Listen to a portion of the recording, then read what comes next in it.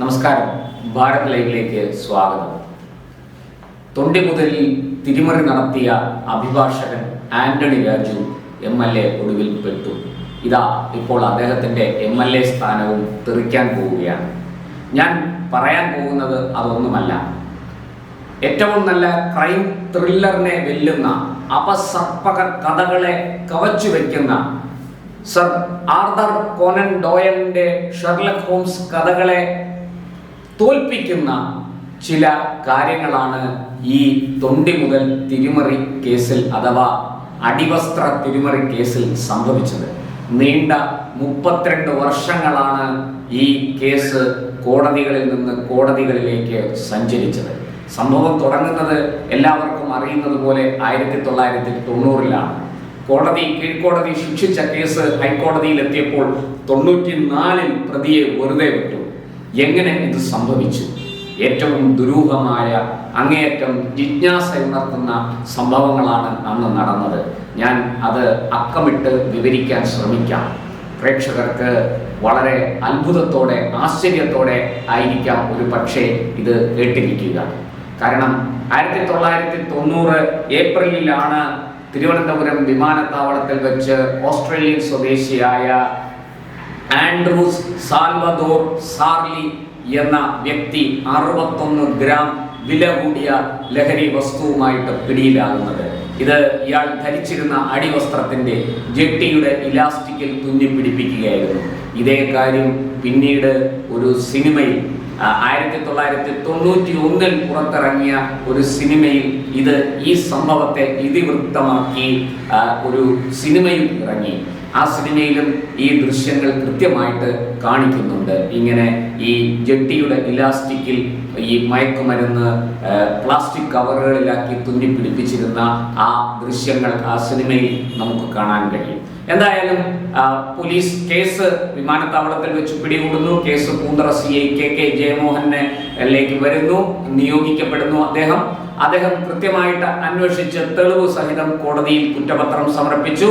ഈ വിദേശിക്ക് ശിക്ഷ കിട്ടി, ഇയാൾ ജയിലിൽ പോകുന്നു. അന്ന് ഇയാളുടെ കേസ് വാദിച്ചത്, പ്രതിക്ക് വേണ്ടി ഹാജരായത് സെലിൻ വിൽഫ്രഡ് എന്ന അഭിഭാഷകയായിരുന്നു. ആ അഭിഭാഷക തിരുവനന്തപുരത്തെ വളരെ പ്രശസ്തയായ ഒരു ക്രിമിനൽ വക്കീലാണ്. അവരുടെ ജൂനിയർ ആയിരുന്നു നമ്മുടെ കഥാപുരുഷനായ ശ്രീമാൻ ആന്റണി രാജു. 94-ൽ ഈ കേസ് അന്ന് തന്നെ ഈ നമ്മുടെ കേസ് അന്വേഷിച്ച CI KK ജയമോഹൻ ഇപ്പോഴും ഓർക്കുന്നുണ്ട്.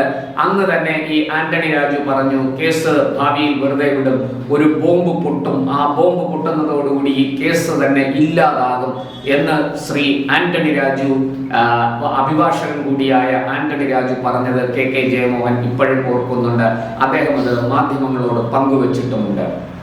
തുടർന്ന് ഈ കേസ് ഹൈക്കോടതിയിൽ എത്തുന്നു. അവിടെ എത്തുമ്പോഴാണ് ഈ അടിവസ്ത്രത്തിന്റെ അളവിൽ വ്യത്യാസം വന്നത്. അടിവസ്ത്രം മാറ്റി എന്നുള്ളത് ജയമോഹന് മനസ്സിലാകുന്നത് അവിടെയാണ്. ഈ കേസിൽ പ്രതി ശിക്ഷിക്കപ്പെട്ട് കഴിഞ്ഞപ്പോൾ ഇയാളുടെ ഒരു ബന്ധു, അതായത് ആൻഡ്രൂസ് സാൽവദോർ സാർലിയുടെ ബന്ധു ഓസ്ട്രേലിയയിൽ നിന്ന് വരുന്നു. ആവശ്യമില്ലാത്ത, അതായത് തൊണ്ടി മുതലല്ലാത്ത സാധനങ്ങളെല്ലാം കോടതിയിൽ നിന്ന് ഏറ്റുവാങ്ങാൻ അപേക്ഷ കൊടുക്കുന്നു. അങ്ങനെ കോടതിയിൽ നിന്ന് അത് ഏറ്റുവാങ്ങുന്നു. ഇവിടെയാണ് ആദ്യത്തെ മാനിപ്പുലേഷൻ നടക്കുന്നത്, അല്ലെങ്കിൽ ആദ്യത്തെ തിരിമറി നടക്കുന്നത്. ഇവർ എന്ത് ചെയ്തു? ഈ പ്രതിയുടെ അഭിഭാഷകൻ കൂടിയായ ആന്റണി രാജുവും ഈ ബന്ധുവും ചേർന്ന് ഈ ബെഞ്ച് ക്ലർക്കിനെ, ഈ കോടതി തൊണ്ടി മുതൽ സൂക്ഷിക്കുന്ന ക്ലർക്കിനെ, ബെഞ്ച് ക്ലർക്കല്ല, ഈ തൊണ്ടി മുതൽ സൂക്ഷിക്കുന്ന ക്ലർക്ക് ജോസിനെ സ്വാധീനിക്കുന്നു. ജോസിനെ സ്വാധീനിച്ച് ഈ വസ്തുക്കൾ കൈമാറുന്ന കൂട്ടത്തിൽ ഈ തൊണ്ടി മുതലായ അടിവസ്ത്രം കൂടി കൈമാറുന്നു. ഈ അടിവസ്ത്രം കൈമാറിയതിനു ശേഷം ഇത് വളരെ കൃത്യമായിട്ട് വെട്ടി ചെറുതാക്കി തുന്നിച്ചേർത്ത് നല്ല ഭംഗിയാക്കി തിരികെ ജോസിനെ ഏൽപ്പിക്കുന്നു. ജോസ് അത് തൊണ്ടി മുതലുകളുടെ കൂട്ടത്തിൽ സൂക്ഷിക്കുന്നു. 94-ൽ ഹൈക്കോടതിയിൽ കേസ് വരുന്നു. ഹൈക്കോടതിയിൽ ഈ വിഷയം ഉന്നയിക്കുന്നു. ഈ തൊണ്ടി മുതൽ ഈ പറയുന്ന ഓസ്ട്രേലിയൻ പൗരനായ ആൻഡ്രൂസ് സാൽവദോർ സാർലിക്ക് ധരിക്കാൻ കഴിയുന്നതല്ല എന്ന്. തുടർന്ന് കോടതി ഈ വിഷയം പരിശോധിക്കുകയും ആ പ്രതിഭാഗത്തിന്റെ വാദം ശരിയാണെന്ന് കണ്ടെത്തി വെറുതെ വിടുകയും ചെയ്യുന്നു. എന്നാൽ ഈ കേസ് അന്വേഷിച്ച KK ജയമോഹന് വെറുതെ വിടാൻ കഴിയില്ലായിരുന്നു. സത്യസന്ധനായ ആ ഉദ്യോഗസ്ഥൻ ഈ കേസിന്റെ പുറകെ ഇറങ്ങിത്തിരിച്ചു. ആ പോരാട്ടമാണ് ഒടുവിൽ ഒരു മാധ്യമ പ്രവർത്തകൻ, എൻ്റെ സുഹൃത്തു കൂടിയായ ശ്രീ അനിൽ ഇമ്മാനുവൽ, ആ കാര്യത്തിൽ അദ്ദേഹത്തിനോടൊപ്പം അല്ലെങ്കിൽ ഈ കേസ് ഏറ്റെടുക്കുകയും ഇതിനെക്കുറിച്ച് കൂടുതൽ വിശദമായി വാർത്തകൾ റിപ്പോർട്ട് ചെയ്യാൻ ശ്രമിക്കുകയും ചെയ്തു. അതിന് അദ്ദേഹം വലിയ വില കൊടുക്കേണ്ടി വന്നു. അദ്ദേഹത്തിൻ്റെ നല്ല ഒന്നാന്തരം ശമ്പളം കിട്ടുന്ന മലയാള മനോരമയിലെ ജോലി അദ്ദേഹത്തിന് ഉപേക്ഷിക്കേണ്ടി വന്നു എന്നുള്ളതാണ്.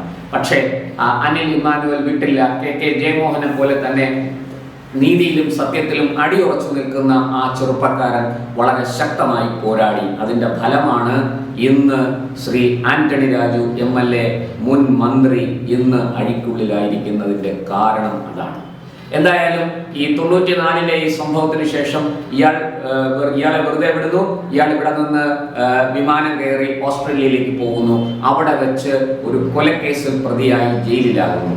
സഹതടവുകാരനോട് ഇയാൾ കാര്യങ്ങൾ വിശദീകരിക്കുന്നു. എങ്ങനെയാണ് ഞാൻ ഇന്ത്യയിൽ നിന്ന് രക്ഷപ്പെട്ടത്, ഇന്ത്യൻ ജയിലുകളെയും നീതിന്യായ സംവിധാനത്തെയും കബളിപ്പിച്ചത് എങ്ങനെയാണ് എന്ന് ഇയാൾ ഈ സഹതടവുകാരനോട് പറയുന്നു. ഈ സഹതടവുകാരൻ ഇത് ഓസ്ട്രേലിയൻ പോലീസിന് ഈ വിവരം കൈമാറുന്നു. ഓസ്ട്രേലിയൻ പോലീസ് ഇന്റർപോൾ വഴി അത് ഇന്ത്യയിലെ CBI പോലെയുള്ള ഏജൻസി വഴി അത് നമ്മുടെ കേരള പോലീസിലേക്ക് എത്തിക്കുന്നു. അങ്ങനെ കേരള പോലീസിന് കാര്യം മനസ്സിലാകുന്നു. ഇത് 2005-ൽ അന്ന് ഈ സംഭവം, ഈ ഓസ്ട്രേലിയയിൽ ഉണ്ടാകുന്ന സംഭവങ്ങൾ ഇതിലേക്ക് കൃത്യമായി വെളിച്ചം വീശുന്നതാണ്.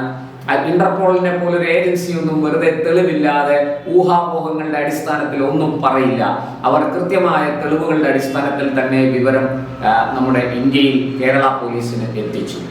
തുടർന്ന് പലപ്പോഴും ഈ ഹൈക്കോടതിയിൽ ഈ KK ജയമോഹൻ CA ആയിരുന്ന KK ജയമോഹൻ പിന്നീട് ഹൈക്കോടതിയിൽ പോരാട്ടം തുടരുന്നുണ്ട്. ഇതിനിടയ്ക്ക് അവിടുന്ന് ഹൈക്കോടതി ഇത് ബോധ്യപ്പെട്ടതിന്റെ അടിസ്ഥാനത്തിൽ തുടരന്വേഷണത്തിന് നിർദ്ദേശിക്കുന്നു. എന്നാൽ KK ജയമോഹന്റെ വാക്കുകൾ തന്നെ നമ്മൾ ശ്രവിക്കുകയാണെങ്കിൽ ഒരു DYSP അടക്കമുള്ളവർ ഹൈക്കോടതി നിർദ്ദേശത്തെ പോലും എഴുതി തള്ളി ഈ കേസ് ഇല്ലാതാക്കാൻ, ഈ കേസിനെ കൊല്ലാൻ ശ്രമിച്ചു. അവിടെ ഒന്നും സത്യം തോറ്റുകൊടുത്തില്ല.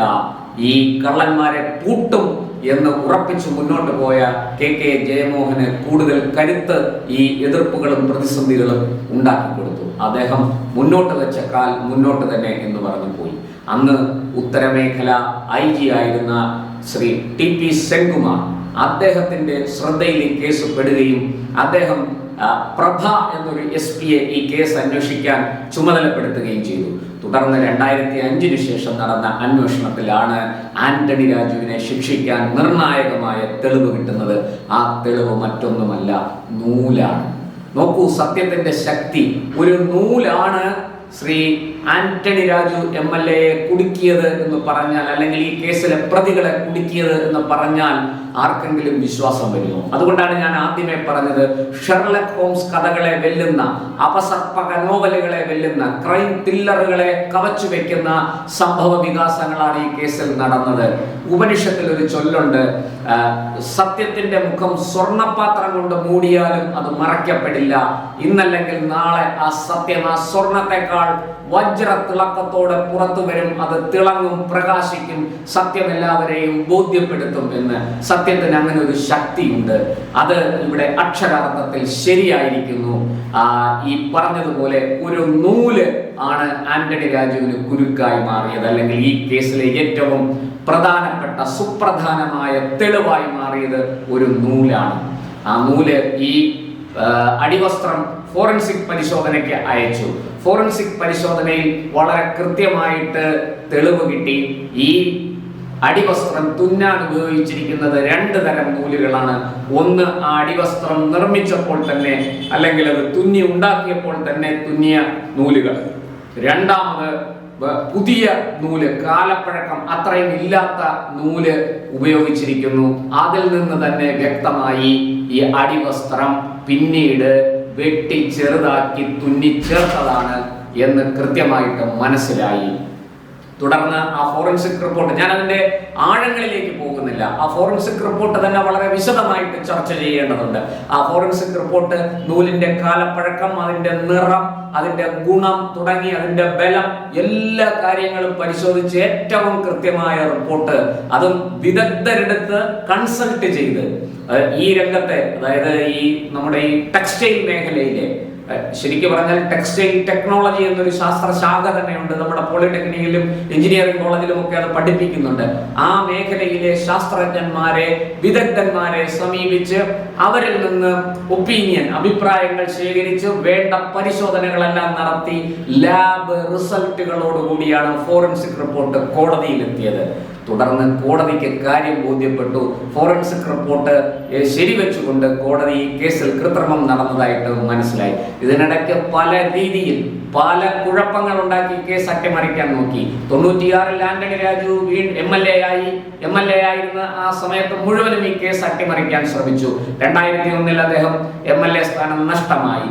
2005-ൽ ഈ കേസ് ശ്രീ TP സെൻകുമാർ IG-യുടെ നിർദ്ദേശാനുസരണം സൂപ്രണ്ടന്റ് ഓഫ് പോലീസ് ആയിരുന്ന പ്രഭ അന്വേഷിക്കാൻ തുടങ്ങി. അന്ന് ആ അന്വേഷണ റിപ്പോർട്ടിന്റെ വെളിച്ചത്തിൽ 2006-ലെ തെരഞ്ഞെടുപ്പിൽ മത്സരിക്കാൻ കഴിയാതെ ആന്റണി രാജുവിന് മാറി നിൽക്കേണ്ടി വന്നു. അന്ന് സഖാവ് VS അച്യുതാനന്ദൻ LDF-ന്റെ CPM-ന്റെ നെടുംതൂണായിട്ട് ഉണ്ടായിരുന്നത് കൊണ്ട് VS സമ്മതിച്ചില്ല. അങ്ങനെ ആന്റണി രാജുവിന് മാറി നിൽക്കേണ്ടി വന്നു. പിന്നെയുള്ളത് ചരിത്രമാണ്. നമുക്കറിയാം, നമ്മുടെ അനിൽ ഇമ്മാനുവൽ അടക്കമുള്ളവർ നടത്തിയ പോരാട്ടം എന്താണെന്ന് ഇപ്പോൾ പ്രേക്ഷകർക്ക് മനസ്സിലായി കഴിഞ്ഞു. ഞാനിനി അത് വിശദീകരിക്കാൻ നിൽക്കുന്നില്ല ഒരിക്കൽ കൂടി. പക്ഷേ ഒരു കാര്യം നമുക്ക് മനസ്സിലാക്കാം, ഒരു നൂലിട ഉണ്ടെങ്കിൽ, സത്യത്തിന്റെ അംശം ബാക്കിയുണ്ടെങ്കിൽ നമ്മൾ ജയിച്ചിരിക്കും, സത്യം ജയിച്ചിരിക്കും. ഒരു കള്ളനും ഒരു കള്ളവും വിജയിക്കില്ല. താൽക്കാലികമായിട്ട് കുറച്ച് കാലതാമസം ഉണ്ടാക്കാം എന്നല്ലാതെ സത്യത്തെ തോൽപ്പിക്കാൻ ലോകത്താർക്കും കഴിയില്ല, ഒരു മനുഷ്യനും സാധിക്കില്ല. അത് പൂർവാധികം പ്രഭയോടെ, വജ്ര തിളക്കത്തോടെ അത് തെളിയും എന്ന് ഈ jetty case Antony Raju MLA വക്കീലായിരുന്നപ്പോൾ നടത്തിയ തൊണ്ടി മുതൽ തിരിമറി കേസ് തെളിയിച്ചിരിക്കുന്നു എന്ന് നമുക്ക് ഒരിക്കൽ കൂടി അഭിമാനത്തോടെ മനസ്സിലാക്കാം, ഓർക്കാം. ഇന്ത്യൻ ജുഡീഷ്യറിയുടെ ചരിത്രത്തിൽ, നമ്മുടെ നീതിന്യായ വ്യവസ്ഥയുടെ പാരമ്പര്യത്തിൽ ഏറ്റവും തിളക്കമാർന്ന ഒരു ഏടായിട്ട് ഈ സംഭവം എഴുതി ചേർക്കപ്പെടും എന്ന് വ്യക്തമാണ്. ഇതിനകത്ത് കുറ്റം ചെയ്തവർ ഒരു കാലത്തും ശിക്ഷിക്കപ്പെടാതെ പോകില്ല എന്ന് വ്യക്തമാണ്. എത്ര ഉന്നതനായാലും ശരി, ഒരു നൂല് നിങ്ങളെ കുരുക്കാൻ കിടപ്പുണ്ട്. സത്യത്തിന്റെ നൂല്. ശരിക്കും അതാണ് നമ്മളിവിടെ ആവർത്തിച്ച് പറയേണ്ടത്. സത്യത്തിന്റെ നൂല് നിങ്ങളെ തേടി വരും, അത് നിങ്ങളെ കുരുക്കും, അത് നിങ്ങളുടെ കഴുത്തിൽ കുടുക്കായി മാറും. നിങ്ങൾക്ക് രക്ഷപ്പെടാൻ കഴിയില്ല കള്ളം പ്രവർത്തിച്ചിട്ടുണ്ടെങ്കിൽ. ഇത് ഏത് രാഷ്ട്രീയ നേതാവും, ഏത് വ്യക്തിയും, അതേത് മേഖലയിൽ പണിയെടുക്കുന്നവനായാലും കൊള്ളാം, എത്ര ഉന്നതനായാലും കൊള്ളാം, നിങ്ങൾ അതാണ് സത്യത്തിന്റെ നൂല് നിങ്ങളെ വിടില്ല. അത് കള്ളം പ്രവർത്തിച്ചിട്ടുണ്ടെങ്കിൽ നിങ്ങളുടെ കഴുത്തിൽ കുരുക്കായി വീഴുമെന്ന് ഈ സംഭവം തെളിയിക്കുന്നു.